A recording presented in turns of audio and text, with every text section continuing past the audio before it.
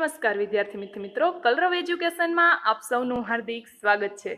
આજના વિડીયોમાં અને આજના લેક્ચરમાં આપણે ધોરણ 7 વિષય સામાજિક વિજ્ઞાન પાઠ 3ની સ્વાધ્યાય પોથી પૂરવાના છે, જેનો અભ્યાસ તો આપણે આગળના વિડીયોમાં કરી ચૂક્યા છીએ। તો જોઈએ પાઠ 3, જેનું નામ છે મુઘલ સામ્રાજ્ય।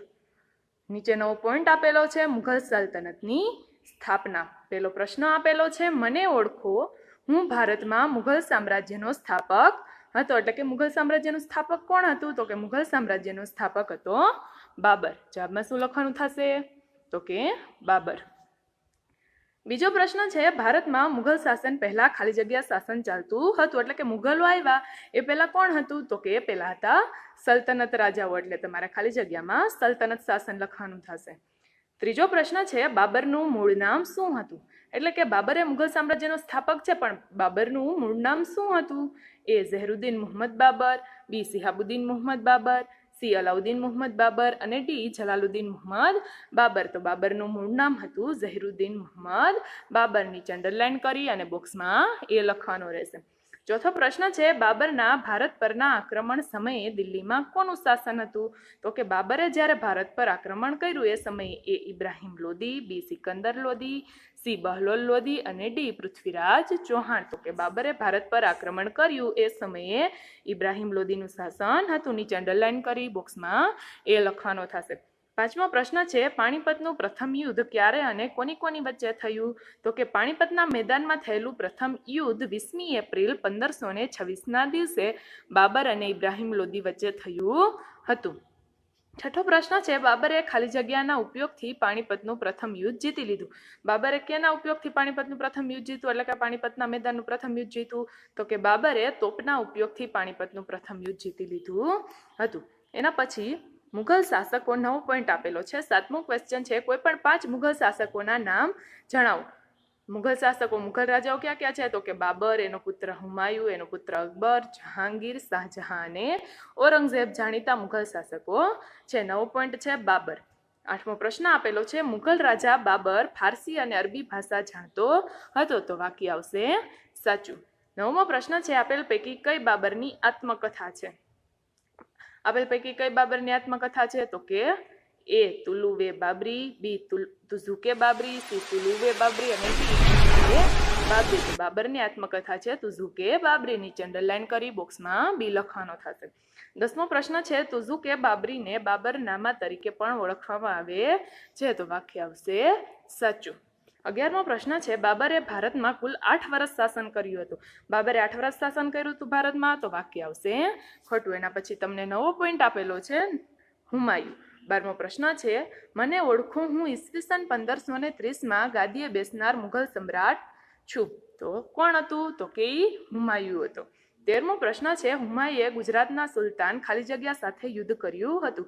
ગુજરાતના સુલતાન કોની સાથે યુદ્ધ કર્યું હતું હુમાયુએ? તો કે બહાદુર શાહ સાથે। તો ખાલી જગ્યામાં તમારે બહાદુર શાહ લખવાનું થશે। 14મો પ્રશ્ન છે, હુમાયુએ ખાલી જગ્યાના શક્તિશાળી શાસક શેરશાહ સાથે યુદ્ધ કર્યું હતું? એ ગુજરાત, બી બિહાર, સી કાશ્મીર અને ડી દિલ્હી। હુમાયુએ કેના શક્તિશાળી શાસક હતા શેરશાહ? તો કે ગુજરાતના। નીચે અંડરલાઈન કરી ખાલી જગ્યામાં લખી બોક્સમાં બી લખવાનો થશે। 15મો પ્રશ્ન છે, હુમાયુએ બિહારના કયા શક્તિશાળી શાસક સાથે ઈસવીસન 1540માં યુદ્ધ કર્યું? બિહારના કયા રાજા સાથે હુમાયુએ યુદ્ધ કર્યું હતું? તો કે હુમાયુએ બિહારના શક્તિશાળી શાસક શેરશાહ સાથે ઈસવીસન 1540માં યુદ્ધ કર્યું હતું। 16મો પ્રશ્ન તમને નવો આપેલો છે। 16મો પ્રશ્ન તમને શું કીધો? તો કે કયા યુદ્ધમાં શેરશાહે હુમાયુને હરાવી ભારત બહાર હાંકી કાઢ્યો હતો? શેરશાહે હુમાયુને કેમાં હરાવ્યો હતો? કયા યુદ્ધમાં હરાવ્યો હતો? એ ગુજરાત, બી બિહાર, સી કનોજ અને ડી દિલ્હી। તો એમાં જવાબમાં શું આવશે? તો કે કનોજ। નીચે અંડરલાઈન કરી બોક્સમાં સી લખવાનો થશે। જ્યારે શેરશાહ અને હુમાયુ વચ્ચે કનોજના મેદાનમાં યુદ્ધ થયું એ યુદ્ધમાં હુમાયુ હારી ગયો હતો। 17મો પ્રશ્ન છે, હુમાયુએ ઈરાનના શહેનશાહની મદદથી ઈસવીસન 1545માં કયા પ્રદેશો જીતી લીધા? એ અહમદનગર અને બીજાપુર, બી દિલ્હી અને દુલતાબાદ, સી કાબુલ અને કંદહાર અને ડી સૌરાષ્ટ્ર અને સુરત। હુમાયુએ ઈરાનના શહેનશાહ પાસેથી કયા પ્રદેશો છે તે જીતી લીધા શહેનશાહની મદદથી? ઈસવીસન 1545માં તેને કાબુલ અને કંદહાર જીતી લીધા હતા। નીચે અંડરલાઈન કરી બોક્સમાં સી લખવાનો થશે. એના પછી તમને નવો પ્રશ્ન આપેલો છે, પ્રશ્ન નંબર 18. મને ઓળખો, હું ઈસવીસન 1555માં પોતાની સત્તા પુનઃ સ્થાપનાર મુઘલ સમ્રાટ છું. ઈસવીસન 1555માં કોને પોતાની સત્તા ફરી વખત ભારતમાં સ્થાપી? તો એ હતો હુમાયુ. 19મો પ્રશ્ન છે, હુમાયુએ દિલ્હી પાસે ખાલી જગ્યા નગર વસાવ્યું. હુમાયુએ દિલ્હી પાસે કયું નગર વસાવ્યું? એ દીને ઇલાહી, બી દીને નગર, સી દીન દરગાહ અને ડી દીને પનાહ. તો હુમાયુએ દિલ્હી પાસે દીન પનાહ નામનું નવું નગર વસાવ્યું. નીચે અંડરલાઈન કરી ખાલી જગ્યામાં લખી અને બોક્સમાં ડી લખવાનો થશે. 20મો પ્રશ્ન છે, હુમાયુનું મૃત્યુ કેવી રીતે થયું હતું?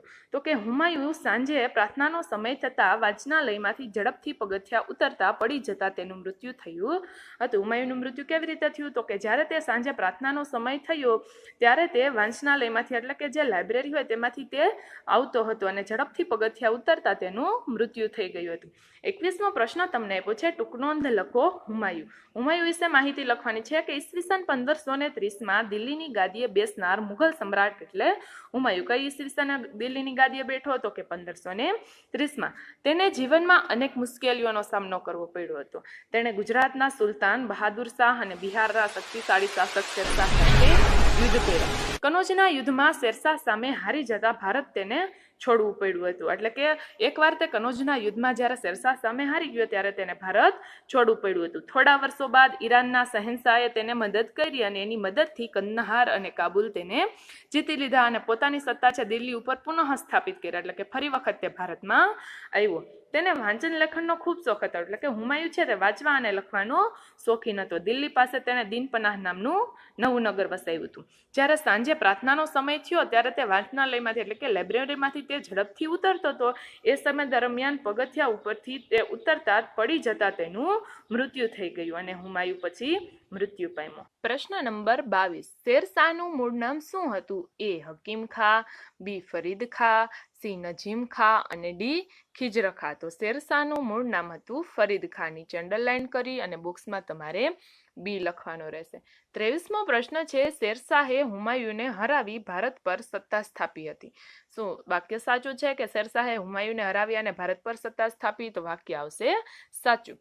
24મો પ્રશ્ન છે, શેરશાહ કેવો શાસક હતો? એ ન્યાયપ્રિય અને સુધારક, બી અન્યાયી અને સુધારક, સી વિધ્વંસક અને લૂંટારો અને ડી આપેલ તમામ. તો શેરશાહ હતો ન્યાયપ્રિય અને સુધારક, એટલે કે એને ઘણા બધા સુધારા કર્યા હતા. નીચે અંડરલાઈન કરી બોક્સમાં તમારે એ લખવાનું રહેશે. 25મો પ્રશ્ન છે, મને ઓળખો, મેં ભારતમાં ડાકુ લૂંટારાઓને અંકુશમાં લઈ રાજ્યમાં શાંતિ સ્થાપના કરી હતી. એ વ્યક્તિ કોણ હતું? તો એ વ્યક્તિ હતા શેરશાહ. 26મો પ્રશ્ન છે, શેરશાહે રાજ્યમાં ટપાલ વ્યવસ્થા બંધ કરાવી હતી. તો વાક્ય આવશે ખોટું. 27મો પ્રશ્ન છે, શેરશાહે વેપારીઓ અને યાત્રાળુઓ માટે શું બંધાવ્યું હતું? તો કે શેરશાહે વેપારીઓ અને યાત્રાળુઓ માટે ધર્મશાળાઓ બંધાવી હતી. શું બંધાવ્યું હતું? તો કે ધર્મશાળાઓ બંધાવી હતી. 28મો પ્રશ્ન છે, મને ઓળખો, હું ભારતમાં રૂપિયાનું ચલણ શરૂ કરનાર મુસ્લિમ શાસક છું. કોણે ભારતમાં રૂપિયાનું ચલણ શરૂ કર્યું? તો એ આવશે શેરશાહ સૂરી. 29મો છે, શેરશાહે ભારતમાં વિશાળ સેના નિર્મિત કરી હતી. તો વાક્ય આવશે સાચું. તેને વિશાળ સેના છે એનું નિર્માણ કર્યું હતું. 30મો પ્રશ્ન છે, ખાલી જગ્યા રાજમાર્ગ ગ્રાન્ડ ટ્રંક રોડનું નિર્માણ કરાવ્યું હતું. એટલે કે સૌથી મોટો જે રાજમાર્ગ હોય, રાજ્યનો સૌથી મોટો હાઈવે હોય, બરોબર છે, રોડનું નિર્માણ કોને કરાવ્યું? તો એ રોડનું નિર્માણ કરાવ્યું હતું શેરશાહે. તો તમારે ખાલી જગ્યામાં શું લખવાનું થશે? તો ખાલી જગ્યામાં તમારે શેરશાહ લખવાનું થશે. એના પછીનો પ્રશ્ન છે 31મો, ગ્રાન્ડ ટ્રંક રોડ ક્યાં સુધી વિસ્તરેલો હતો? કે આ રોડ છે જે હાઈવે બન્યો, બરોબર છે, રાજ્યનો રાજમાર્ગ કહેવાય, તે ક્યાં સુધી વિસ્તરેલો હતો? તો કે ગ્રાન્ડ ટ્રંક રોડ બંગાળ અને ઉત્તર ભારત સુધી વિસ્તરેલો હતો. ક્યાં સુધી વિસ્તરેલો હતો? તો કે ગ્રાન્ડ ટ્રંક રોડ છે તે બંગાળમાં થી લઈને ઉત્તર ભારત સુધી વિસ્તરેલો હતો. એના પછી તમને નવો પ્રશ્ન આપેલો છે. નવો પ્રશ્ન તમને શું કીધો? તો કે શેરશાહના સુધારા જણાવો. એટલે શેરશાહે ક્યાં ક્યાં સુધારા કર્યા તે આપણે હવે લખવાનું છે. તો કે શેરશાહ સૂરી એક સુધારક અને ન્યાયપ્રિય શાસક હતો. તે લોકોને ન્યાય આપતો હતો અને તેને ઘણા બધા સુધારા કર્યા હતા. તેણે ડાકુ છે, લૂંટારાઓ છે, તેને અંકુશમાં લઈ અને રાજ્યમાં શાંતિ સ્થાપી હતી. તેમણે નવી ટપાલ વ્યવસ્થા ઊભી કરી હતી. વેપારીઓ અને યાત્રાળુઓ માટે ધર્મશાળાઓ બંધાવી હતી. એટલે કે જે વેપારીઓ છે અને જે યાત્રાળુઓ છે તે દૂર દૂર સુધી વેપાર કરવા જતા હોય અથવા તો યાત્રા માટે જતા હોય તો એ લોકો માટે તેને રસ્તામાં શું બંધાવ્યું હતું તો કે ધર્મશાળાઓ. રૂપિયાનું ચલણ શરૂ કરાવ્યું હતું. વિશાળ સેના એને પોતાના રાજ્યમાં નિર્મિત કરી હતી. તેણે એક મહાન રાજમાર્ગ ગ્રાન્ડ ટ્રંક રોડનું નિર્માણ કરાવ્યું હતું જે બંગાળ અને ઉત્તર ભારત સુધી વિસ્તરેલ હતો. એટલે શેરશાહે ઘણા બધા નવા સુધારા કર્યા હતા. 33મો પ્રશ્ન છે શેરશાહનું મૃત્યુ કેવી રીતે થયું હતું તો કે શેરશાહ ઈસવીસન 1545માં તોપનું નિરીક્ષણ કરતા હતા ત્યારે અકસ્માત થવાથી તેમનું મૃત્યુ થયું હતું. યુદ્ધમાં જે તોપ વપરાતી હોય એ તોપનું નિરીક્ષણ શેરશાહ સૂરી છે તે કરતા હતા અને આકસ્મિક રીતે જ તેનું મૃત્યુ થઈ ગયું હતું. 34મો પ્રશ્ન છે ઈસવીસન 1555માં હુમાયુએ ભારતના કયા બે શહેરો પર આક્રમણ કર્યું હતું? એ દિલ્હી અને આગ્રા, બી આગ્રા અને મથુરા, સી કાબુલ અને કંદહાર, ડી કનોજ અને કાબુલ. તો ઈસવીસન 1555માં હુમાયુએ ભારતના કયા બે શહેર ઉપર આક્રમણ કર્યું તો કે દિલ્હી અને આગ્રાની અંડરલાઈન કરી અને બોક્સમાં તમારે એ લખવાનું રહેશે. ત્યાર પછીનો નવો પોઈન્ટ આપેલો છે આપણને. અકબર ઈસવીસન 1556 થી ઈસવીસન 1605. 35મો પ્રશ્ન આપેલો છે અકબરનો ભારતમાં શાસનકાળ. અકબરનો શાસનકાળ કયા સમયનો તો એ ઈસવીસન 1526 થી ઈસવીસન 1575, બી ઈસવીસન 1546 થી 1595, સી ઈસવીસન 1556 થી ઈસવીસન 1605 અને ડી ઈસવીસન 1565 થી 1615. તો એમાં જવાબમાં તમારે લખવાનું થશે સી ઈસવીસન 1556 થી ઈસવીસન 1605 દરમિયાનનો ભારતમાં અકબરનો શાસનકાળ હતો. એટલે બોક્સમાં તમારે સી લખવાનો થશે. 36મો પ્રશ્ન છે અકબરનો જન્મ ખાલી જગ્યા નામના સ્થળે થયો હતો. એ અમરકોટ, બી ઈરાન, સી દિલ્હી અને ડી જયપુર. તો અકબરનો જન્મ અમરકોટમાં થયો હતો. નીચે અંડરલાઈન કરી ખાલી જગ્યામાં લખી બોક્સમાં એ લખવાનો થશે. 37મો પ્રશ્ન છે અકબરનો જન્મ આપેલ પૈકી કોના ઘરે થયો? તો અકબરનો જન્મ ક્યાં થયો તો એ મુસ્લિમ શાસકના ઘરે, બી અફઘાન શાસકના, સી ઈરાનના શહેનશાહના ઘરે અને ડી હિન્દુ રાજાના ઘરે. તો અકબરનો જન્મ છે તે હિન્દુ રાજાના ઘરે થયો હતો. નીચે અંડરલાઈન કરી બોક્સમાં ડી લખવાનું રહેશે. 38મો પ્રશ્ન છે મને ઓળખો હું અકબરનો પિતા હતો. અકબરનો પિતા કોણ હતો? તો અકબરનો પિતા હતો હુમાયુ, એટલે કે હુમાયુનો પુત્ર અકબર હતો. 39મો પ્રશ્ન છે અકબર કેટલા વર્ષની વયે દિલ્હીનો બાદશાહ બન્યું? એ 12 વર્ષ, બી 14 વર્ષ, સી 16 વર્ષ અને ડી 18 વર્ષ. અકબર કેટલા વર્ષની વયે દિલ્હીનો રાજા બની ગયો? તો એમાં આવશે 14 વર્ષની વયે તે દિલ્હીની ગાદીએ બેસી ગયો હતો. નીચે અંડરલાઈન કરી બોક્સમાં બી લખવાનું થશે. 40મો પ્રશ્ન છે અકબર અને હેમુ વચ્ચે કયા વર્ષે પાણીપતનું બીજું યુદ્ધ થયું? એ ઈસવીસન 1545, બી ઈસવીસન 1555, સી ઈસવીસન 1556 અને ડી ઈસવીસન 1560. અકબર અને હેમુ વચ્ચે કયા વર્ષે યુદ્ધ થયું પાણીપતનું? પાણીપતના મેદાનનું આ બીજું યુદ્ધ છે. કયા વર્ષે થયું હતું? તો કે ઈસવીસન 1556. નીચે અંડરલાઈન કરી બોક્સમાં સી લખવાનો થશે. 41મો પ્રશ્ન છે પાણીપતનું બીજું યુદ્ધ ખાલી જગ્યા અને ખાલી જગ્યા વચ્ચે થયું. તમને ખ્યાલ જ છે કે પાણીપતનું પહેલું યુદ્ધ કોની વચ્ચે થયું હતું? તો કે પાણીપતનું પ્રથમ યુદ્ધ છે તે ઇબ્રાહિમ લોદી અને બાબર વચ્ચે થયું હતું. હવે આ પાણીપતના મેદાનનું બીજું યુદ્ધ છે. પાણીપતના મેદાનનું બીજું યુદ્ધ કોની વચ્ચે થયું? અકબર અને શિવાજી, બી અકબર અને હેમુ, સી બાબર અને ઇબ્રાહિમ લોદી અને ડી મુઘલ અને મરાઠા. બાબર અને ઇબ્રાહિમ લોદી વચ્ચે તો પાણીપતનું પ્રથમ યુદ્ધ હતું. તો પાણીપતનું બીજું યુદ્ધ તો કે અકબર અને હેમુ વચ્ચે થયું હતું. નીચે અંડરલાઈન કરી અને બોક્સમાં બી લખવાનો થશે. 42મો પ્રશ્ન છે પાણીપતના બીજા યુદ્ધમાં ખાલી જગ્યાનો વિજય થયો હતો. પાણીપતના બીજા યુદ્ધમાં કોનો વિજય થયો? પાણીપતના બીજા યુદ્ધમાં અકબરનો વિજય થયો. એટલે ખાલી જગ્યામાં તમારે અકબર લખવાનું થશે. 43મો પ્રશ્ન છે અકબરના સામ્રાજ્ય વિસ્તાર વિશે ટૂંકમાં જણાવો. તો અકબરે ચિત્તોડ, રણથંભોર અને ગુજરાત સુધી સામ્રાજ્ય વિસ્તાર કર્યો હતો. પંજાબથી બંગાળ અને દિલ્હીથી ગુજરાત સુધીના મોટા ભાગ પર અકબરનું સામ્રાજ્ય વિસ્તરેલું હતું. વધુમાં કાબુલ, કાશ્મીર, બલુચિસ્તાનથી દક્ષિણમાં અહેમદનગર સુધી સામ્રાજ્યનો પ્રસાર કર્યો હતો.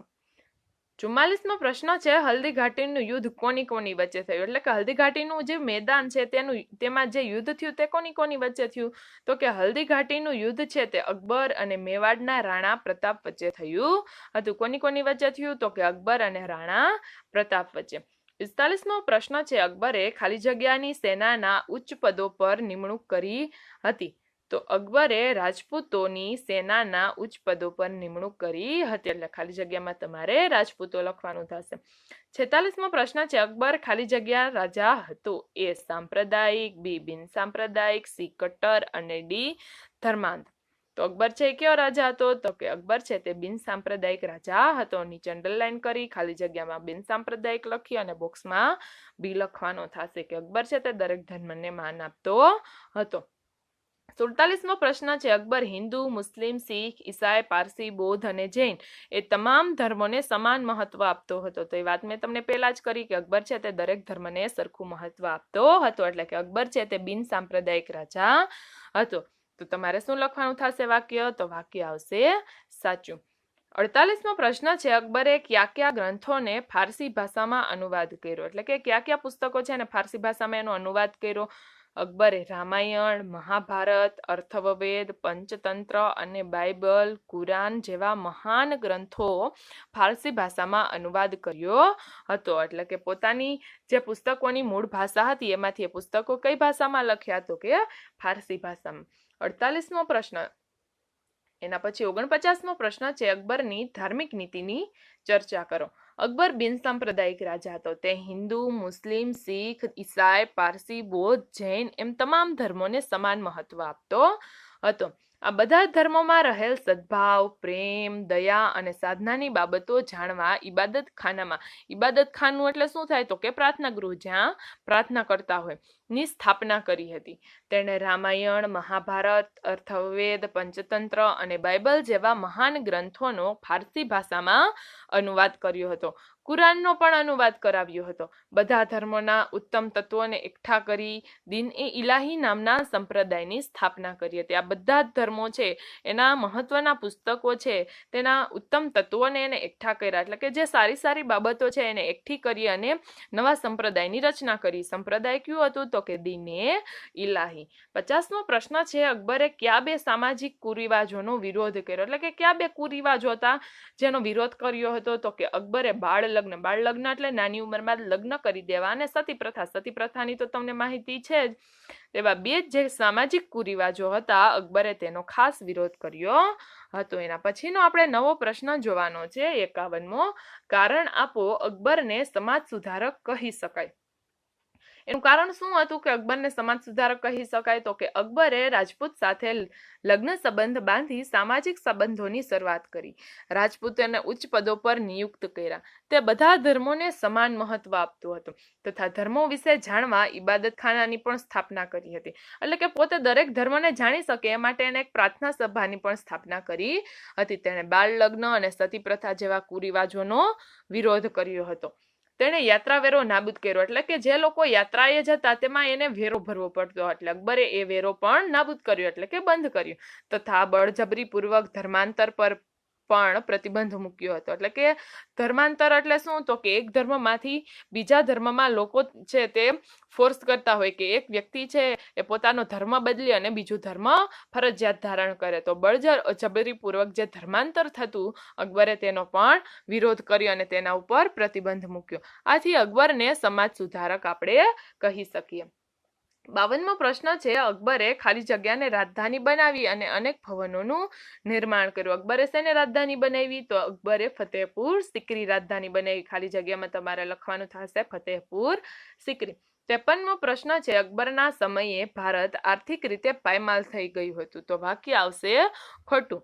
ભારત છે તે અકબરના સમયમાં સમૃદ્ધ થયું હતું, નહીં કે પાયમાલ, એટલે કે એની દશા છે ભારતની દશા છે તે ખરાબ થઈ નહોતી. 54મો પ્રશ્ન છે અકબરે સામાજિક ખાલી જગ્યાનો પ્રારંભ કરાવ્યો હતો.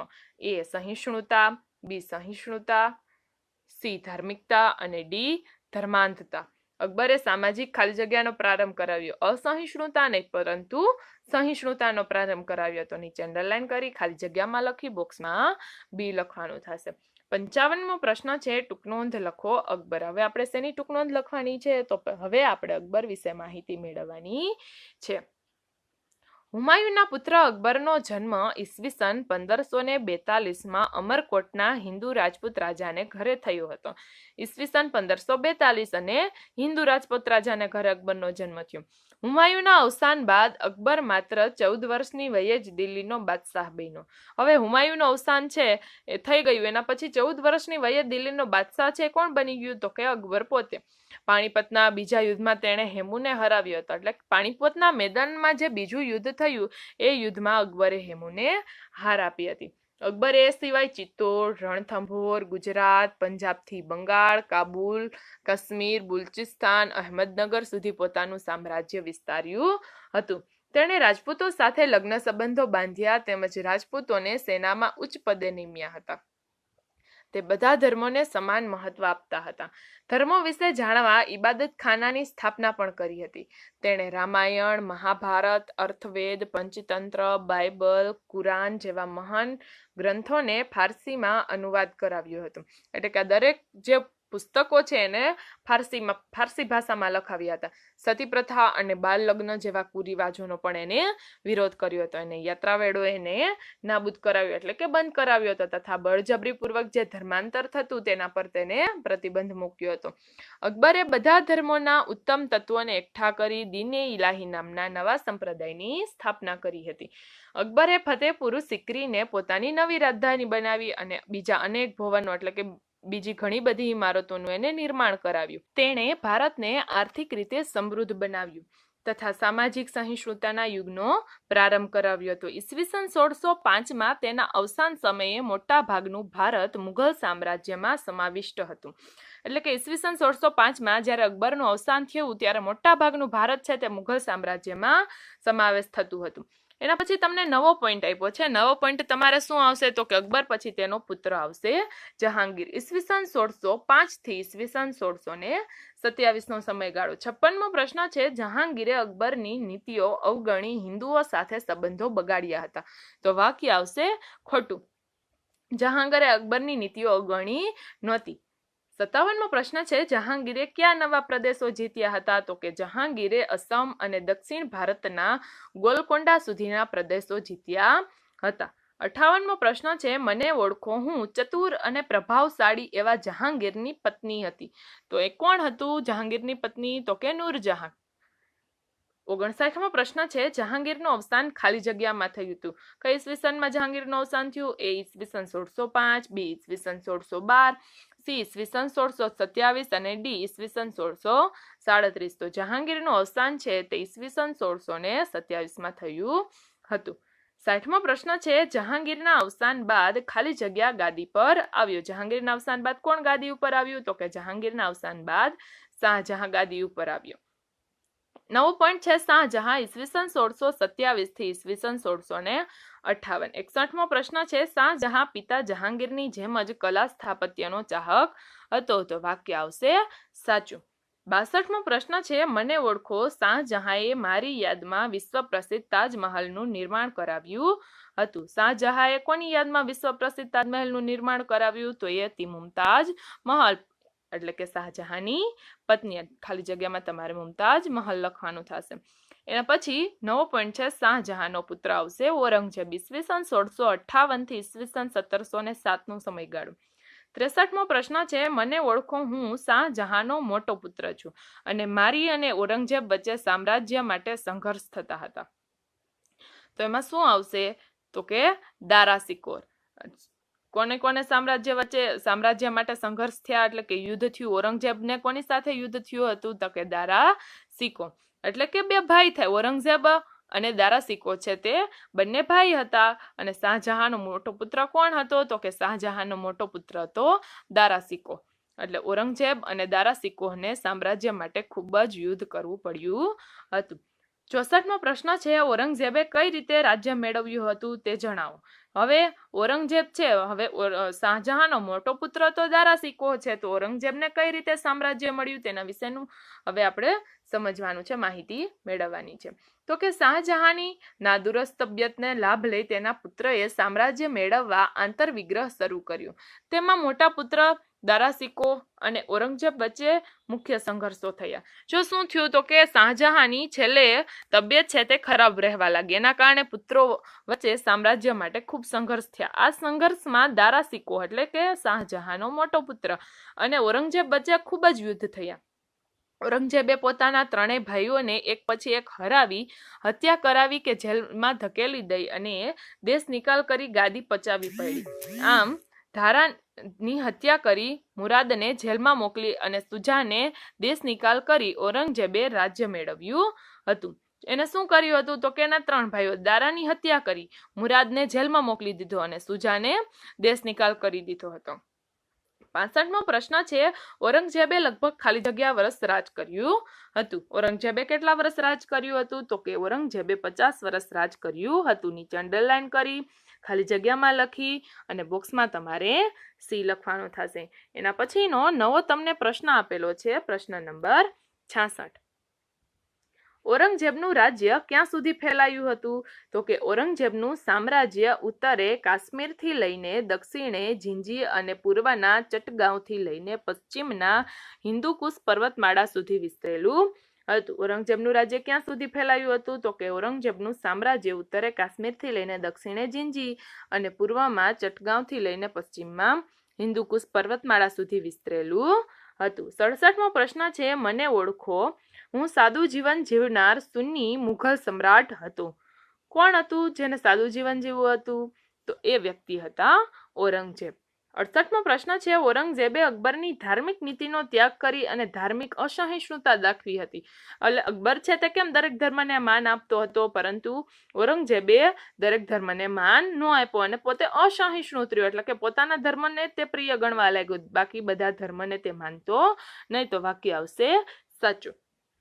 69મો પ્રશ્ન છે, કે આ મુઘલ સમ્રાટ બાદ મુઘલ સામ્રાજ્યના પતનનો આરંભ થયો તો કે મુઘલ સમ્રાટ ઔરંગઝેબ બાદ નિર્બળ શાસકો ગાદી પર આવતા મુઘલ સામ્રાજ્યના પતનનો આરંભ થયો. એટલે કે ઔરંગઝેબ બાદ બીજા જે શાસકો આવ્યા તે નબળા પડ્યા, એના કારણે મુઘલ સામ્રાજ્યનો પતન થયું. 70મો પ્રશ્ન છે, ટૂંકનોંધ લખો. ઔરંગઝેબ તો કે ઔરંગઝેબે પિતા શાહજહાંની નાદુરસ્ત તબિયતનો લાભ લઈ ભાઈઓને હરાવી હત્યા કરી ગાદી પચાવી પડી. તે સાદું જીવન જીવનાર સુન્ની મુસ્લિમ હતો. તેણે અકબરની ધાર્મિક નીતિનો ત્યાગ કર્યો અને ધાર્મિક અસહિષ્ણુતા દાખવી હતી. તેને સંગીત કલા, મૂર્તિ પૂજા અને ધાર્મિક ઉત્સવોનો વિરોધ કર્યો. એટલે કે ઔરંગઝેબ છે તેને સંગીત કલા, મૂર્તિ પૂજા અને ધાર્મિક જે ઉત્સવો હતા તે તેને ગમતા નહીં, એટલે આ દરેક વસ્તુનો તેને વિરોધ કર્યો. તેણે લોકોને બળજબરીથી મુસ્લિમ બનાવવાની નીતિનો પ્રારંભ કર્યો. તેના સમયમાં ઘણા બધા વિદ્રોહો પણ થયા, એટલે કે લોકોએ તેનો વિરોધ પણ કર્યો. જો કે તે શક્તિશાળી બાદશાહ હતો અને તેણે લગભગ ભારત ઉપર 50 વર્ષ સુધી રાજ્ય કર્યું. તેનું સામ્રાજ્ય ઉત્તરે કાશ્મીરથી લઈને દક્ષિણે ઝિંઝુઆ તથા પૂર્વ ચટ્ટાગાંવથી લઈને પશ્ચિમના હિન્દુકુશ સુધી ફેલાયેલું હતું. ઈસવીસન 1707માં તેના મૃત્યુ પછી નિર્બળ શાસકો ગાદી પર આવતા મુઘલ સામ્રાજ્યના પતનનો આરંભ થયો. એટલે કે 1707માં એના મૃત્યુ પછી જે બીજા શાસકો આવ્યા તે નિર્બળ હતા, એટલે કે ખૂબ શક્તિશાળી હતા નહીં. એના કારણે શું થયું તો કે મુઘલ સામ્રાજ્યનું પતન થવા લાગ્યું. એના પછી નવો પોઈન્ટ આપેલો છે, રાણા સંગ્રામસિંહ. 71મો પ્રશ્ન તમને આપેલો છે કે રાણા સંગ્રામસિંહ ક્યાં મુઘલ સામ્રાજ્યના સમકાલીન હતા. એ બાબર, બી હુમાયુ, સી અકબર અને ડી જહાંગીર. રાણા સંગ્રામ છે ક્યાં મુઘલ સામ્રાજ્યના સમકાલીન હતા, એટલે કે ક્યાં મુઘલ સામ્રાજ્યના રાજા સાથે તે પણ રાજા હતા, તો એમાં આવશે બાબર. નીચે અંડરલાઈન કરી બોક્સમાં તમારે એ લખવાનું થશે. 72મો પ્રશ્ન છે, મને ઓળખો. હું રાણા સાંગા તરીકે પણ ઓળખાવ છું. રાણા સાંગા તરીકે કોણ ઓળખાય છે તો કે રાણા સંગ્રામસિંહ. 73મો પ્રશ્ન છે, રાણા સાંગાની બાબર સામે ખાલી જગ્યા યુદ્ધમાં હાર થઈ હતી. રાણા સાંગા બાબર સામે કયા યુદ્ધમાં હારી ગયા તો કે ખાનવાના યુદ્ધમાં. ખાલી જગ્યામાં તમારે ખાનવા લખવાનું થશે. 34મો પ્રશ્ન છે, કયા યુદ્ધ બાદ રાણા સંગ્રામસિંહનું સામ્રાજ્ય નહિવત થઈ ગયું હતું? એટલે કે કયા યુદ્ધમાં હાર્યા પછી સંગ્રામસિંહનું સામ્રાજ્ય છે નહિવત એટલે કે ખૂબ જ થોડું એવું સામ્રાજ્ય તેનું વધ્યું હતું? એ કાનવા, બી ખાનવા, સી મેવાડ અને ડી હલ્દી ઘાટી. તો એ યુદ્ધ હતું ખાનવાનું. નીચે અંડરલાઈન કરી અને બોક્સમાં બી લખવાનું થશે. ખાનવાના યુદ્ધ પછી સંગ્રામસિંહનું સામ્રાજ્ય છે એવું થોડું ઘણું જ બચ્યું હતું. મહારાણા પ્રતાપ 9 પોઈન્ટ આપેલો છે. 75મો પ્રશ્ન છે, અકબરે મેવાડ પર આક્રમણ કરતા કયું યુદ્ધ કર્યું હતું? તો કે અકબરે મેવાડ પર આક્રમણ કરતા અકબર અને મહારાણા પ્રતાપ વચ્ચે હલ્દી ઘાટીનું યુદ્ધ થયું હતું. અકબર અને મહારાણા પ્રતાપ વચ્ચે કયું યુદ્ધ થયું હતું? તો કે હલ્દી ઘાટીનું યુદ્ધ થયું હતું. 76મો પ્રશ્ન છે, હલ્દી ઘાટીની હાર બાદ મહારાણા પ્રતાપે કયા વિસ્તારમાં પોતાની સત્તા સ્થાપી હતી? તો કે હલ્દી ઘાટીની હાર બાદ મહારાણા પ્રતાપે ઉદયપુર આસપાસના વિસ્તારોમાં પોતાની સત્તા સ્થાપી હતી. કયા વિસ્તારમાં પોતાની સત્તા સ્થાપી હતી? તો કે મહારાણા પ્રતાપે ઉદયપુર આસપાસના વિસ્તારોમાં પોતાની સત્તા સ્થાપી હતી. 77મો પ્રશ્ન છે, મહારાણા પ્રતાપ ખાલી જગ્યા છોડવા તૈયાર ન હતા. મહારાણા પ્રતાપ શું છોડવા તૈયાર નહોતા? તો કે પોતાનું સામ્રાજ્ય હતું ચિત્તોડ, તે મહારાણા પ્રતાપ છોડવા તૈયાર નહોતા. ખાલી જગ્યામાં તમારે ચિત્તોડ લખવાનું થશે. ત્યાર પછી પ્રશ્ન નંબર 78, હલ્દી ઘાટીની હાર બાદ મહારાણા પ્રતાપે કેવું યુદ્ધ ચાલુ રાખ્યું હતું? એટલે કે હલ્દી ઘાટીના મેદાનમાં મહારાણા પ્રતાપ હારી ગયા પછી તેને કેવું યુદ્ધ ચાલુ રાખ્યું? એ લૂંટમાર, બી તોપમાર, સી છાપામાર અને ડી ખેંચતાણ. તો એના પછી તેને છાપામાર યુદ્ધ શરૂ રાખ્યું. નીચે અંડરલાઈન કરી અને બોક્સમાં સી લખવાનો રહેશે. 79મો પ્રશ્ન છે, ઈસવીસન 1576માં હલ્દી ઘાટીના પરાજય બાદ મહારાણા પ્રતાપ પોતાની રાજધાની કયા સ્થળે લઈ ગયા હતા?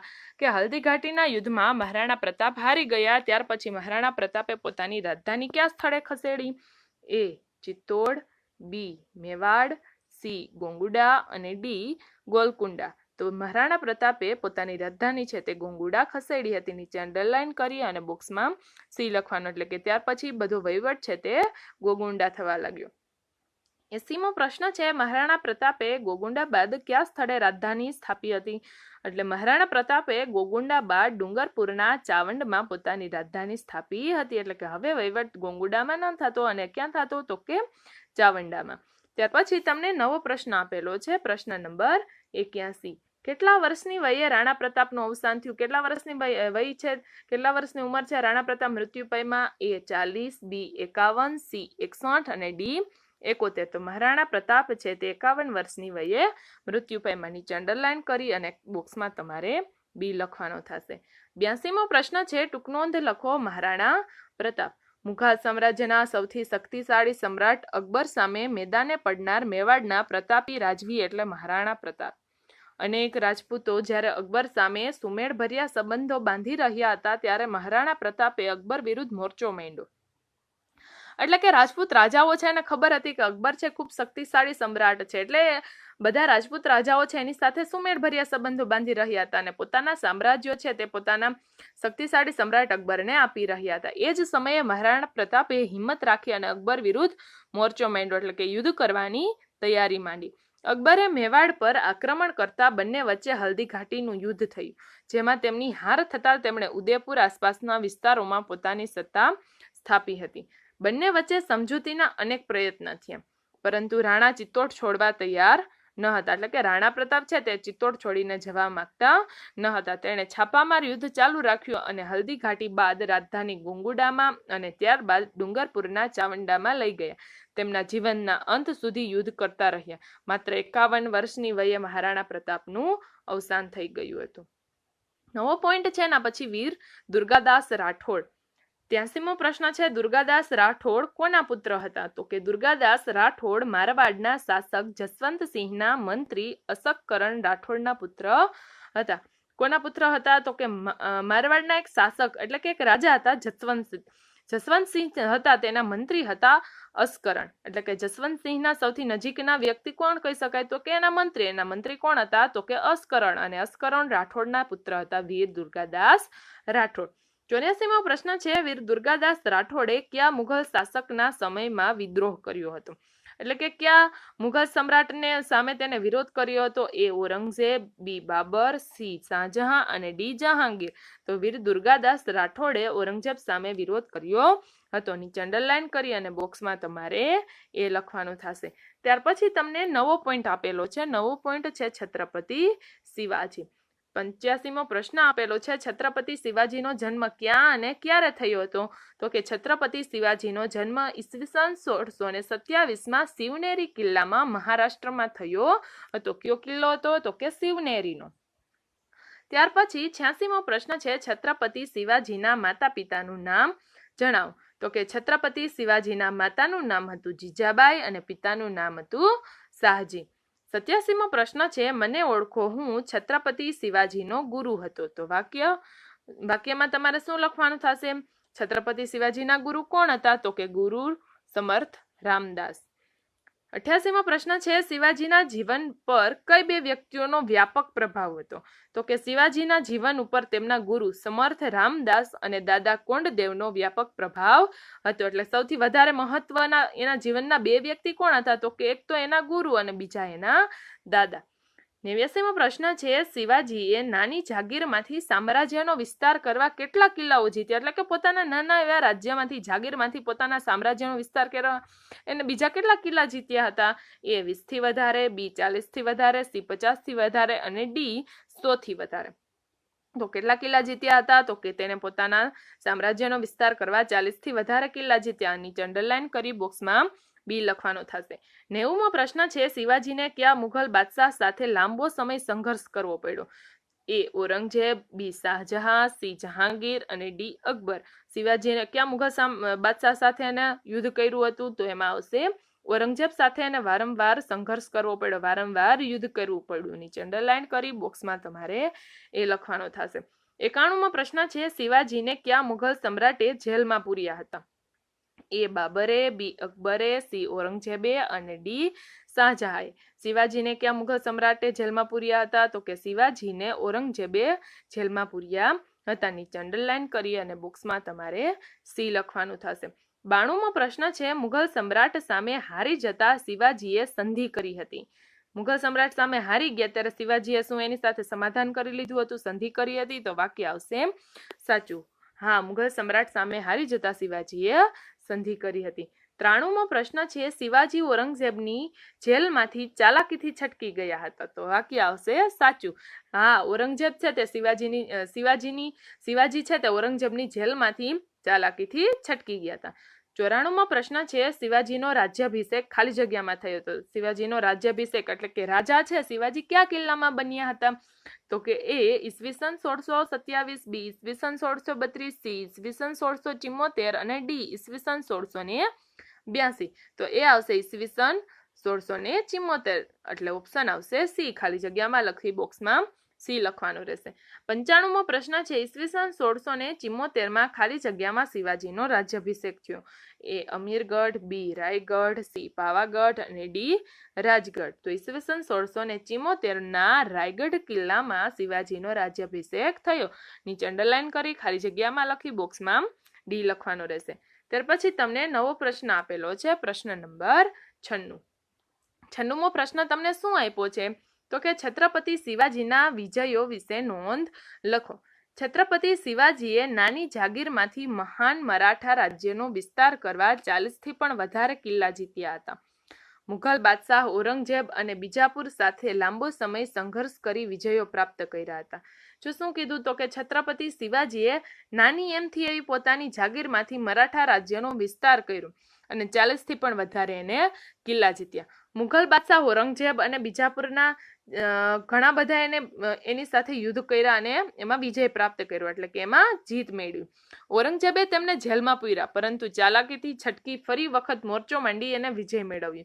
ઔરંગઝેબે શિવાજીને જેલમાં પૂર્યા પણ ચાલાકીથી એ જેલમાંથી છટકી ગયા અને ફરી વખત યુદ્ધની તેને તૈયારી શરૂ કરી. ઈસવીસન 1674માં રાયગઢમાં તેમનો રાજ્યાભિષેક થયો અને હિન્દુ સમ્રાટ તરીકે ખ્યાતિ પામ્યા. તે મહાન વિજેતા ઉપરાંત કુશળ વહીવટકર્તા અને સંગઠનકર્તા પણ હતા. 97મો પ્રશ્ન છે શિવાજીનું મંત્રીમંડળ ખાલી જગ્યા કહેવામાં આવતું હતું. શિવાજીનું મંત્રીમંડળ છે તે શું કહેવામાં આવતું? તો કે શિવાજીનું મંત્રીમંડળ અષ્ટપ્રધાન મંડળ કહેવામાં આવતું હતું, કારણ કે તેમાં 8 પ્રધાનો હતા એટલે એના મંડળને અષ્ટપ્રધાન મંડળ કહેતું.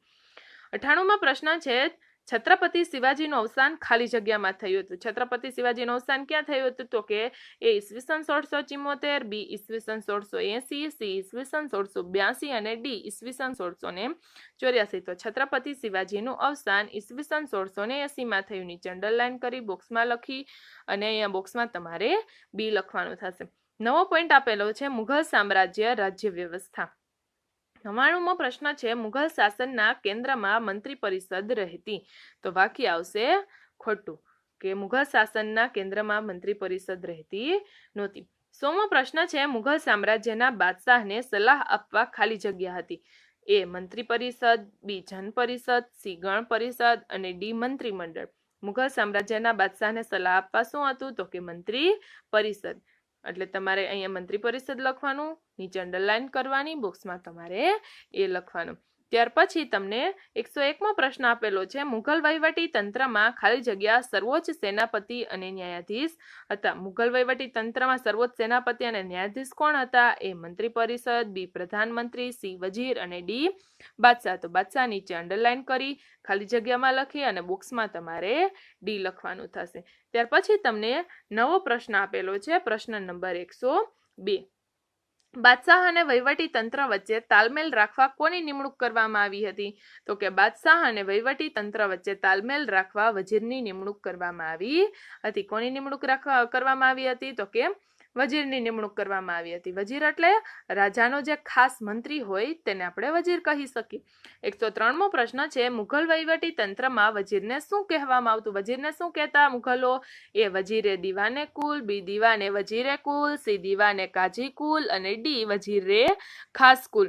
તો મુઘલ વહીવટી તંત્રમાં વજીરને દીવાને વજીરે કુલ કહેતા. નીચે અંડરલાઈન કરી બોક્સમાં બી લખવાનો થશે. 104મો પ્રશ્ન છે મુઘલ વહીવટી તંત્રમાં વજીર આપેલ પૈકી શાનો વડો હતો? એ નાણાં અને વેપાર, બી ખેતી અને સિંચાઈ, સી નાણાં અને મહેસૂલ, ડી ખેતી અને વેપાર. તો મુઘલ વહીવટી તંત્રમાં નાણાં અને મહેસૂલનો વડો હતો. નીચે અંડરલાઈન કરી અને બોક્સમાં તમારે સી લખવાનું રહેશે.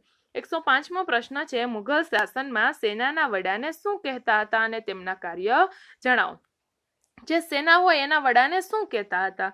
તો કે મુઘલ શાસનમાં સેનાના વડાને મીરબખ્શ કહેતા હતા. શું કહેતા હતા? તો કે મીરબખ્શ કહેતા હતા. મુઘલ વહીવટી તંત્રમાં સેનાના વડા મીરબખ્શ આ મુજબ કાર્ય કરતા. મીરબખ્શનું કાર્ય શું હતું? તો કે સેનાની ભરતી કરતો, એટલે કે સેનામાં કયા કયા સૈનિકો લેવાય એની ભરતી કરતો, અને બીજું સેનાના અધિકારીઓની નિમણૂક કરતો અને ગુપ્તચર તંત્રની દેખરેખ રાખતો હતો. એટલે કે જે ગુપ્ત રીતે બીજા રાજ્યમાં જેની માહિતી, બીજા રાજ્યમાંથી જે લોકો એની માહિતી, એ રાજ્યની માહિતી છે તે લાવતા હોય, એ તંત્રની પણ દેખરેખ છે તે મીરબખ્શ રાખતો હતો. મીરબખ્શ એટલે સેનાનો વડો. ત્યાર પછી નવો પ્રશ્ન 106 મુઘલ વહીવટી તંત્રમાં ગુપ્તચરો કયા નામથી ઓળખાતા હતા? એ વઝીર ખાન 30, બી વાક્યાન 20, સી કાંજિયાન 20 અને ડી વાક્યાન 20.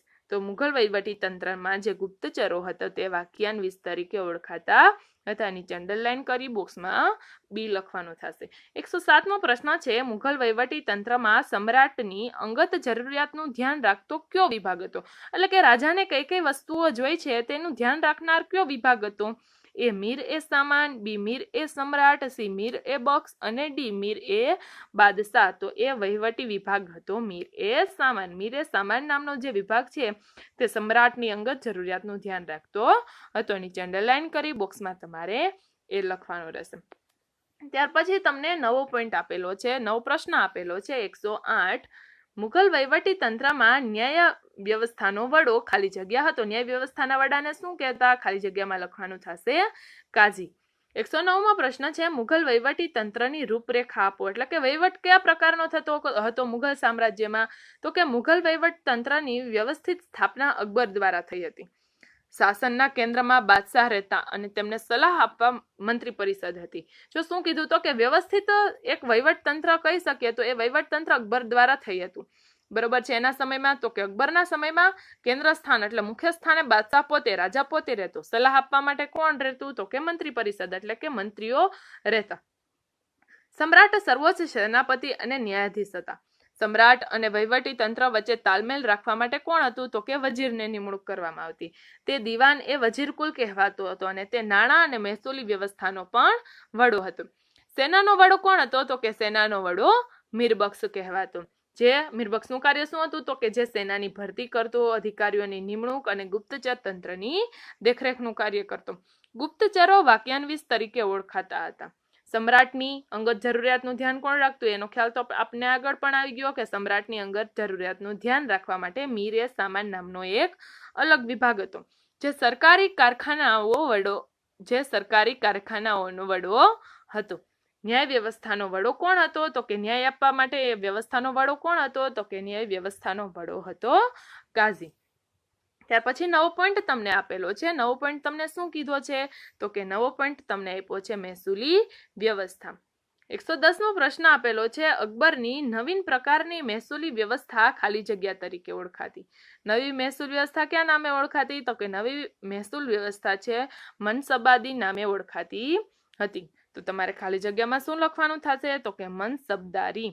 બરોબર છે. ત્યાર પછી 111મો પ્રશ્ન છે. મુઘલ વ્યવસ્થામાં મહેસૂલમાં વાર્ષિક ઉપાજના ખાલી જગ્યા ભાગ જેટલું હતું.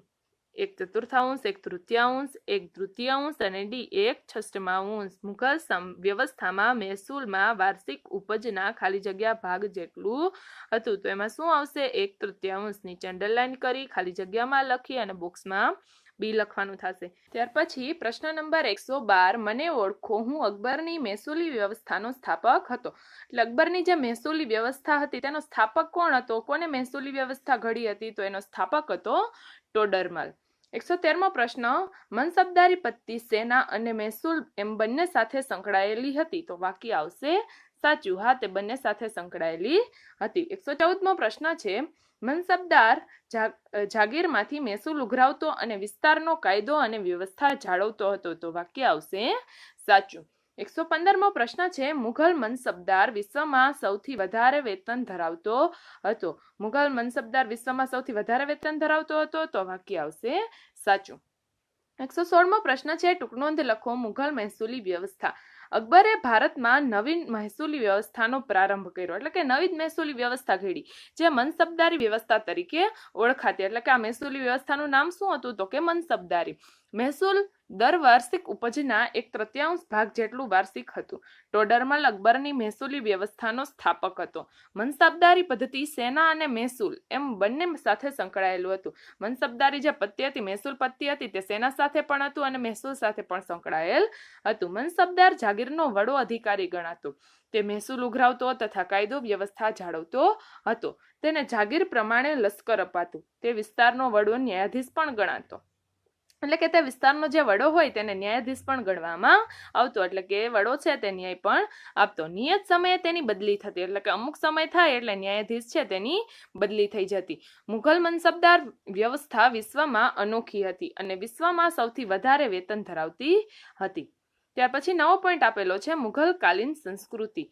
117મો પ્રશ્ન છે. મુઘલકાલીન હિન્દુ મુસ્લિમ સંસ્કૃતિના સમન્વયને ખાલી જગ્યા સંસ્કૃતિ તરીકે પણ ઓળખવામાં આવે છે. એટલે જો શું કીધું? તો કે મુઘલકાલીન જે સંસ્કૃતિ છે એનો સમન્વય કેનો સમન્વય કીધો? તો કે હિન્દુ અને મુસ્લિમ બંનેનો સમન્વય કીધો. તેને કેના નામે ઓળખવામાં આવતું? એ ગંગા જમના, બી ગંગા સિંધુ, સી સિંધુ સરસ્વતી અને ડી સિંધુ સતલુજ. તો આ સમન્વયને ગંગા જમના નામે પણ ઓળખવામાં આવતું. નીચે અંડરલાઈન કરી ખાલી જગ્યામાં લખી અને બોક્સમાં એ લખવાનો રહેશે. 118મો પ્રશ્ન છે. શેરશાહના સ્થાપત્ય વિશે જણાવો. શેરશાહે ક્યાં સ્થાપત્યો બનાવ્યા હતા? તો કે શેરશાહે સાસરામમાં મકબરો અને દિલ્હીમાં મસ્જિદ બંધાવી હતી. 119મો પ્રશ્ન છે. આગ્રાથી ફતેહપુર સિકરી કેટલું દૂર છે? એ 10 કિમી, બી 24 કિમી, સી 36 કિમી અને ડી 28 કિમી. તો આગ્રાથી ફતેહપુર સિકરી 36 કિમી દૂર છે. નીચે અંડરલાઈન કરી અને બોક્સમાં સી લખવાનું થશે. 120મો પ્રશ્ન છે. બુલંદ દરવાજો કોણે બનાવડાવ્યો હતો? બુલંદ દરવાજો છે તે કોણે બનાવ્યો હતો? એ અકબરે, બી જહાંગીરે, સી શાહજહાંએ અને ડી ઔરંગઝેબે. તો બુલંદ નામનો જે દરવાજો છે તે અકબરે બનાવ્યો હતો. નીચે અંડરલાઈન કરી બોક્સમાં એ લખવાનું થશે.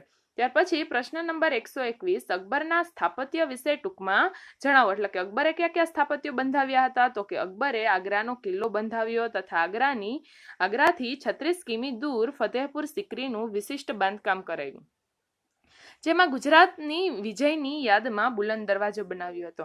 બુલંદ દરવાજો કોની યાદમાં બનાવ્યો હતો? તો કે અકબરે ગુજરાત જીતી લીધું એટલે કે ગુજરાતમાં વિજય મેળવ્યો એની યાદમાં તેને બુલંદ દરવાજો બનાવ્યો. આ સિવાય સલીમ ચિશ્તીની દરગાહ અને મસ્જિદ અને પંચમહલ તેમના દ્વારા બંધાવેલા ખાસ સ્થાપત્યો છે. આ બધા સ્થાપત્યો કોને બંધાવ્યા હતા? તો કે આ દરેક સ્થાપત્ય છે તે અકબરે બંધાવ્યા હતા. એના પછી 122મો પ્રશ્ન છે કે આ મુઘલ શાસકના સમયમાં સંગેમરમરનો ઉપયોગ વધ્યો હતો. તો જહાંગીરના સમયમાં બાંધકામમાં સંગેમરમરના ઉપયોગ વધ્યો હતો. સંગેમરમર નામનું જે પથ્થર છે એનો ઉપયોગ કયા મુઘલ શાસકના સમયમાં વધ્યો હતો? તો કે જહાંગીરના સમયમાં.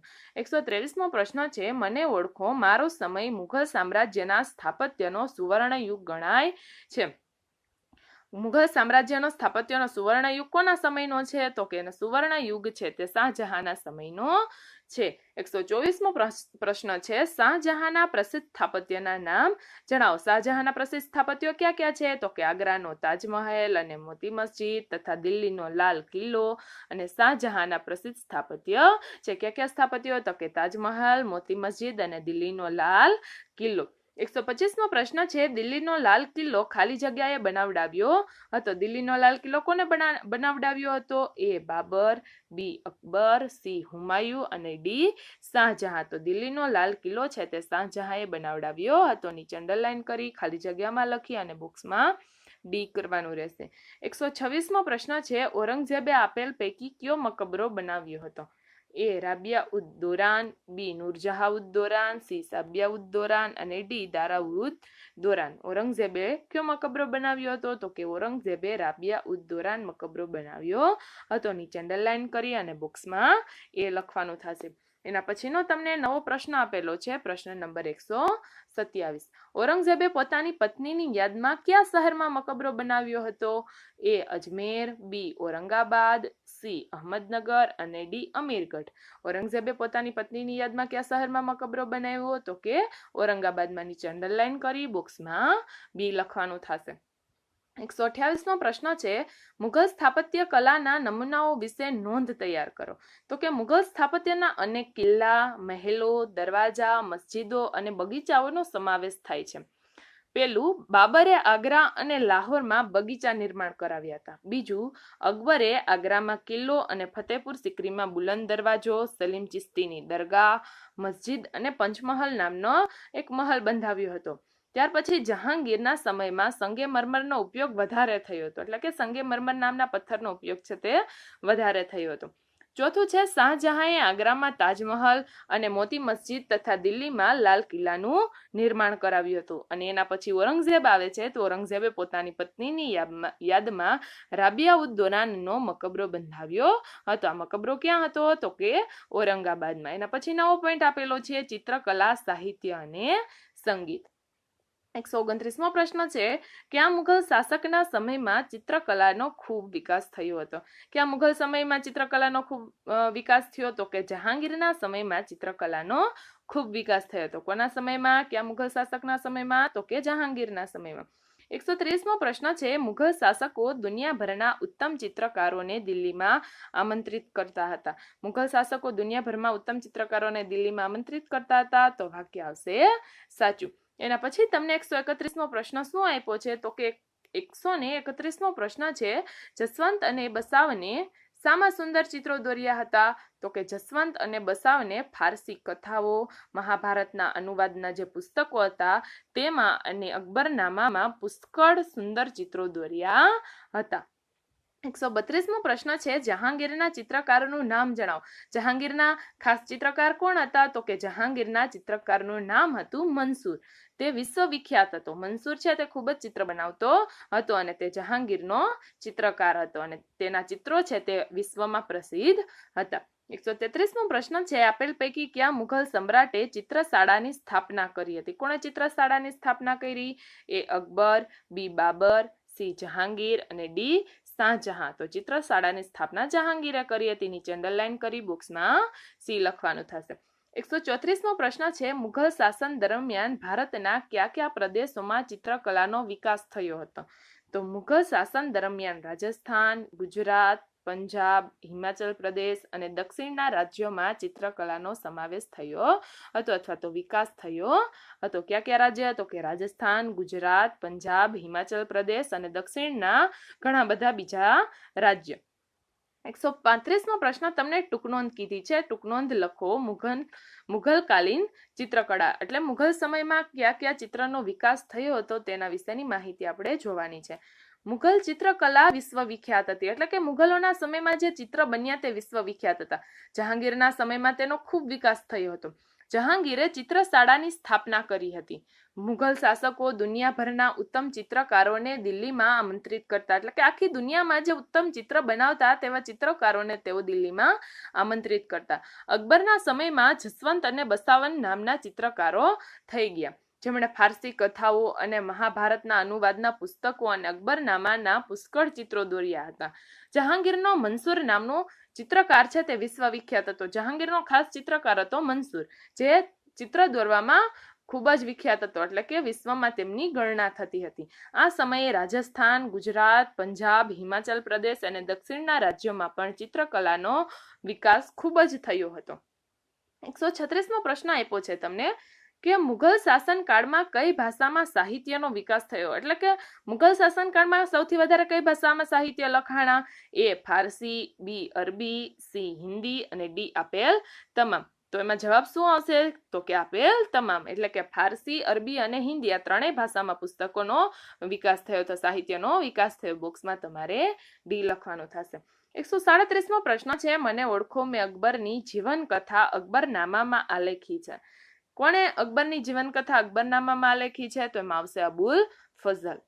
138મો પ્રશ્ન છે, અબુલ ફઝલે આપેલ પૈકી શાનો અનુવાદ કર્યો હતો? એ રામાયણ, બી મહાભારત, સી ચિત્રકથા અને ડી અર્થશાસ્ત્ર. અબુલ ફઝલે શેનો અનુવાદ કર્યો હતો? તો કે મહાભારતનો. નીચે અંડરલાઈન કરી બોક્સમાં બી લખવાનું થશે. 139મો પ્રશ્ન છે, મુઘલ શાસનકાળમાં ભારતીય ભાષાઓના કોના જીવન આધારિત ઘણું સાહિત્ય રચાયું હતું? તો મુઘલ શાસનકાળમાં ભારતીય ભાષાઓમાં શ્રી કૃષ્ણના જીવન આધારિત ઘણું બધું સાહિત્ય રચાયું હતું. વધારે પડતું જે સાહિત્ય રચાયું, જે પુસ્તકો લખાણા એ કોના જીવન ઉપર લખાણા હતા? તો કે ભગવાન શ્રી કૃષ્ણના. 140મો પ્રશ્ન છે, ભક્તિ સાહિત્યમાં પ્રદાન કરતા મરાઠી સંતોના નામ જણાવો. મરાઠી સંતો ક્યાં ક્યાં હતા? તો કે વધારે પડતા ભક્તિ સાહિત્ય પ્રદાન કરતા મરાઠી સંતો હતા એકનાથ, જ્ઞાનેશ્વર અને સ્વામી રામદાસ. કોણ કોણ હતા? તો કે એકનાથ, જ્ઞાનેશ્વર અને સ્વામી રામદાસ. એના પછી 141મો પ્રશ્ન છે, અકબરના સમયના મહાન સંગીતજ્ઞ ગાયકનું નામ આપો. એટલે કે સંગીતમાં સંગીત છે ગાતું કોણ એના સમયમાં? અકબરના સમયમાં. તો કે અકબરના સમયમાં મહાન સંગીતકાર હતા ગાયક તાનસેન. કોણ હતું? તો કે તાનસેન. તાનસેન છે તે અકબરના નવરત્નમાંનો એક રત્ન છે. એના પછી છે સમાપન. નવો પોઈન્ટ આપેલો છે. 142મો ક્વેશ્ચન છે, ઔરંગઝેબ બાદ મુઘલ સામ્રાજ્ય કયા કયા રાજ્યોમાં વેચાઈ ગયું? ઔરંગઝેબ બાદ તમને ખબર જ છે કે મુઘલ સામ્રાજ્યની પડતી શરૂ થઈ ગઈ એટલે કે કયા કયા રાજ્યોમાં વેચાઈ ગયું? તો કે ઔરંગઝેબ બાદ મુઘલ સામ્રાજ્ય હૈદરાબાદના નિઝામ, બંગાળ બિહારના નવાબ, રાજસ્થાનના રાજપૂત રાજ્યો, મરાઠા અને પંજાબનું શીખ રાજ્ય વગેરેમાં વેચાઈ ગયું હતું. ઘણા બધા મુઘલ સામ્રાજ્ય ના અલગ અલગ રાજ્યોમાં મુઘલ સામ્રાજ્ય છે તે વેચાઈ ગયું હતું, જેમાં હૈદરાબાદ, બંગાળ બિહાર, રાજસ્થાન, મરાઠા અને પંજાબ બરોબર છે, એમાં અલગ અલગ રાજ્ય થઈ ગયા. 143મો પ્રશ્ન છે, મુઘલ સામ્રાજ્યનું પતન અને રાજ્યોના આંતરવિગ્રહોને કારણે કોણ ફાવી ગયું? તો કે મુઘલ સામ્રાજ્યનું પતન થયું એટલે કે મુઘલ સામ્રાજ્ય પૂરું થયું અને રાજ્યોના જે આંતર વિગ્રહો થયા એટલે કે અલગ અલગ રાજ્ય પડી ગયા એના કારણે યુરોપમાંથી વેપાર કરવા આવેલી બ્રિટિશ ઈસ્ટ ઇન્ડિયા કંપની ફાવી ગઈ. એટલે જ્યારે મુઘલ સામ્રાજ્યનું પતન થઈ ગયું અને રાજ્યો છે તે નાના નાના રજવાડાઓમાં ફેરવાઈ ગયા, એના કારણે યુરોપથી જે વેપાર કરવા માટે વેપારીઓ આવ્યા એની જે કંપની હતી ઈસ્ટ ઇન્ડિયા કંપની, તે કંપની છે તે ભારતમાં ફાવી ગઈ. 144મો પ્રશ્ન છે, જોડકા જોડો. વિભાગ અ, વિભાગ બ અને જવાબ. ઈસવીસન 1526માં કઈ ઘટના બની? તો કે ભારતમાં મુઘલ સામ્રાજ્યની સ્થાપના. પહેલામાં તમારે ડી કરવાનું રહેશે. ઈસવીસન 1530 હુમાયુ દિલ્હીની ગાદીએ બેઠો એટલે બીજામાં એ કરવાનું રહેશે. ઈસવીસન 1542માં શું થયું તો કે અકબરનો જન્મ થયો. ત્રીજામાં તમારે ઈ કરવાનું રહેશે. ઈસવીસન 1605માં શું થયું તો કે અકબરનું અવસાન થયું. ચોથામાં તમારે બી કરવાનું રહેશે. ઈસવીસન 1707માં તો કે ઔરંગઝેબનું અવસાન થયું અને પાંચમામાં તમારે સી કરવાનું રહેશે. બીજું જોડકું આપ્યું છે એમાં પણ એવી જ રીતે તમારે લખવાનું રહેશે. પહેલું છે બાબર. બાબરનું શું આવશે તો બાબરનું નામ હતું ઝહેરુદ્દીન મુહમ્મદ એટલે પહેલામાં તમારે ઈ કરવાનું રહેશે. એના પછી બીજું છે હુમાયુ. હુમાયુ શું આવશે તો કે હુમાયુમાં નસીબદાર આવશે એટલે બીજામાં તમારે એ કરવાનું રહેશે. ત્રીજામાં શાહજહાં આપેલું છે. શાહજહાંમાં શું આવશે તો કે શાહજહાંમાં ફરીદ ખાં આવશે એટલે ત્રીજામાં તમારે ડી કરવાનું રહેશે. ત્યાર પછી ચોથું ઔરંગઝેબ આપ્યું છે. ઔરંગઝેબે શું કર્યું હતું તો કે સંગીત કલાનો વિરોધ કર્યો હતો એટલે ચોથામાં તમારે બી કરવાનું રહેશે. પાંચમું છે શેરશાહ સૂરી. શેરશાહ સૂરીમાં શું આવશે તો કે શેરશાહ સૂરીમાં સી આવશે એટલે એમાં ફરીદ ખાન એટલે પાંચમામાં તમારે સી કરવાનું રહેશે. ત્રીજામાં શું છે શાહજહાં. શાહજહાંમાં શું આવશે તો કે ખુરમ. તો ખુરમમાં ત્રીજામાં તમારે ડી કરવાનું રહેશે. પહેલામાં ઈ, બીજામાં એ, ત્રીજામાં ડી, ચોથામાં બી અને પાંચમામાં સી આવશે. ત્રીજું જોડકું આપ્યું છે વિભાગ અ, વિભાગ બ અને જવાબ. પેલું છે બાબર. બાબરમાં શું કરવાનું થશે તમારે તો કે બાબરમાં શું આવશે તો કે આગ્રા અને લાહોરમાં બગીચા. બાબરે શું બનાવ્યું હતું તો કે આગ્રા અને લાહોરમાં બગીચા એટલે પહેલામાં તમારે બી કરવાનું થશે. પછી અકબર. અકબરે શું બનાવડાવ્યું હતું તો કે આગ્રાનો કિલ્લો એટલે બીજામાં તમારે એ કરવાનું રહેશે. ત્રીજું શાહજહાં છે. શાહજહાં એ શું બનાવ્યું હતું તો કે શાહજહાં એ સરસ મજાનો તાજમહલ બનાવ્યો હતો એટલે ત્રીજામાં તમારે ઈ કરવાનું રહેશે. ચોથું છે ઔરંગઝેબ. ઔરંગઝેબે શું નિર્માણ કરાવ્યું હતું તો કે ઔરંગઝેબે રાબિયા ઉદ્દૌલાનો મકબરો તૈયાર કરાવ્યો એટલે ચોથામાં તમારે ડી કરવાનું રહેશે. અને પાંચમું છે શેરશાહ. શેરશાહમાં શું આવશે તો કે શેરશાહમાં સાસરામનો મકબરો એટલે કે એને પણ સાસરામનો મકબરો બનાવ્યો હતો એટલે પાંચમામાં તમારે સી કરવાનું રહેશે. બરોબર છે. તમને આ વિડીયોમાં ખૂબ મજા આવી હશે. વિડીયો સાંભળવા બદલ તમારો ખૂબ ખૂબ આભાર. હવે પછીનો જે આપણે પાઠ છે તે આગળના વિડીયોમાં જોશું.